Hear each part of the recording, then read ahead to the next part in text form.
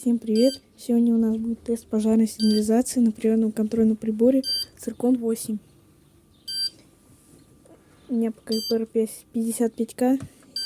И еще дип не подключал. Сейчас отключим звук, чтобы не орал. Вот. Подключается на общий-то минус и шоссе 1. Так, вот. Сейчас видно, я думаю. Нажимаем. Пошел пожар. Тревога. Мы можем, в принципе, убрать звук. Снять с охраны. Теперь нам нужно отжать ИПР. И все.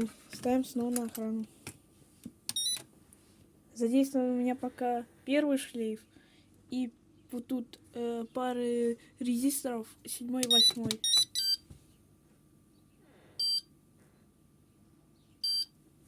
Так, что он капризничает.